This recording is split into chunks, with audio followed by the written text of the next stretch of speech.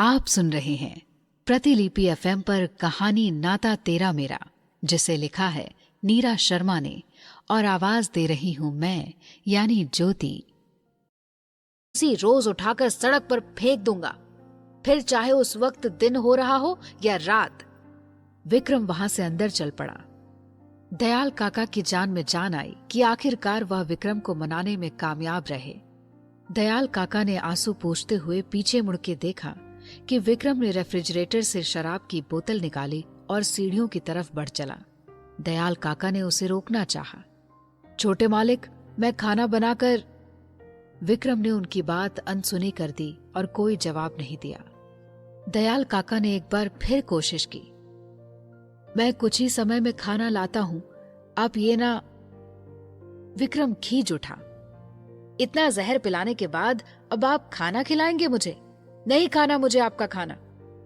वह सीढ़ियों से चढ़कर अपने कमरे में चला गया और दरवाजे को जोर से बंद किया। उसकी तेज आवाज सुनकर आरुषि सिहर उठी। दयाल काका ने जब यह देखा तो उठकर उसे अपने सीने से लगा लिया। डरो मत बेटा, अब तुम सुरक्षित हो। विक्रम पहले ऐसा नहीं था। तुम उसकी बात का बुरा मत मानना। तुम बस इस बात का ध्यान रखना कि उसके सामने ना जाओ, क्योंकि तुम्हें देखते ही उसके जख्म हरे हो जाएंगे और 4 साल से जिस गुबार को सीने में दफन किए बैठा है वह तुम पर निकाल देगा। तुम्हें जो चाहिए मुझसे कहना। आरुषि ने हाँ में सिर हिला दिया। चलो, मैं तुम्हें तुम्हारा कमरा दिखा देता हूँ। दोनों एक ओर चल पड़े। आरुषि धीरे से बोली, क्या भाई मुझे कभी नहीं अपनाएंगे काका? दयाल काका ने उसकी ओर देखा। झूठी तसल्ली नहीं दूंगा बेटा, पता नहीं क्या होगा। आरुषि कहती है, आप मुझे अनाथ आश्रम छोड़ाइए, इस घर में तो शांति रहेगी कम से कम। मेरी किस्मत में ही अकेले रहना लिखा है। दयाल काका कहते हैं, हरगिज नहीं, जब परिवार है तुम्हारा तो तुम्हें वहां अकेला क्यों छोड़ूंगा? भूलना मत कि तुम्हारा घर भी है और भाई भी है। तुम भी चौहान परिवार की वारिस हो, तो ऐसा भूल कर भी नहीं सोचना। आरुषि कहती है, मुझे पता है, लेकिन भाई मुझे कभी नहीं अपनाएंगे। मैंने देखा है कि वो मुझसे कितनी नफरत करते हैं। दयाल काका उसे समझाने लगे, अभी तुम थकी हुई हो, थोड़ा आराम करो, मैं खाना लेकर आता हूँ। दयाल काका ने आरुषि को उसका कमरा दिखाया और किचन में चले गए। विक्रम अपने कमरे में आया।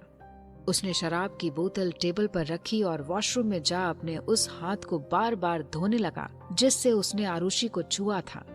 कुछ देर बाद वह बाहर आया और बिस्तर से पीठ लगाकर जमीन पर बैठ अपनी शराब की बोतल खोल पीने लगा। तकरीबन आधे घंटे बाद दयाल काका खाना लेकर आए। विक्रम के कमरे में आए तो देखा कि वह जमीन पर ही सो गया था। शराब की बोतल वहीं फर्श पर एक ओर खाली पड़ी थी। काका अंदर आए और प्लेट को एक ओर टेबल पर रखकर विक्रम को जगाने की कोशिश कर बिस्तर पर लाने के लिए उठाने की कोशिश करने लगे। यह जमीन पर क्यों लेटे हुए हैं आप? विक्रम थोड़ा होश में आया। उसने जब सामने दयाल काका को देखा तो उन्हें खुद से दूर कर दिया। दूर रहे मुझसे, पहले तो मेरे जख्मों पर नमक छिड़कते हैं, फिर मरहम लगाने का दिखावा कर रहे हैं। दयाल काका ने उसके सिर को प्यार से सहलाना शुरू किया। यह क्या हाल बना रखा है तुमने? मैं अपने बच्चे को भला तकलीफ क्यों दूंगा? विक्रम हंस पड़ा। ओह, आपको तकलीफ हो रही है मेरा ये हाल देखकर? मुझे तो ऐसा कुछ नहीं लगता आपको देख। कहीं ऐसा तो नहीं कि आपके बड़े मालिक ने ऊपर जाने से पहले आपको रिश्वत देकर कहा हो कि विक्रम को इतना तंग करना कि वह खुद ही मर जाए? दयाल काका कुछ पल एकटक विक्रम को देखते रहे।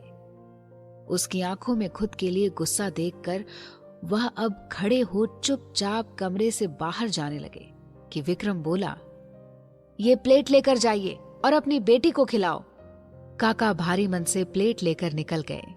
विक्रम वहीं जमीन पर लेट गया और आराम से सो गया। अगले दिन सुबह विक्रम उठकर तैयार हो सीढ़ियों से नीचे उतरा। वह बिना कुछ खाए पिए ही घर से निकल रहा था कि दयाल काका ने उसे रोकना चाहा। छोटे मालिक, नाश्ता तो। विक्रम ने गुस्से से लाल हुई आंखों से उन्हें देखा तो वो चुप हो गए। वह वहां से निकल गया।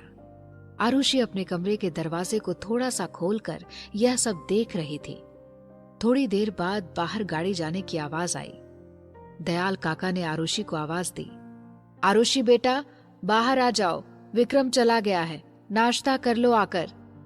आरुषि ने दरवाजा खोला और आकर उदास सी उनके पास डाइनिंग टेबल पर बैठ गई। दयाल काका, आपको मेरी वजह से भाई का गुस्सा सहना पड़ रहा है ना? क्या मैं इतनी बुरी हूं? दयाल काका समझ रहे थे कि इस बच्ची के दिल दिमाग पर ऐसे माहौल का खतरनाक असर पड़ेगा।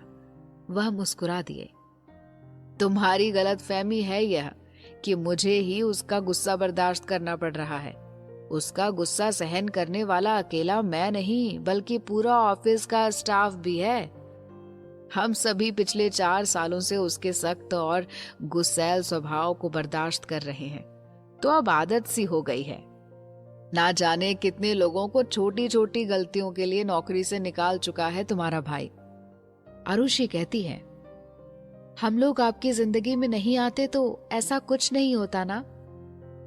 दयाल काका बात पलट कर बोले, तुम कहाँ इन बातों में पड़ गई?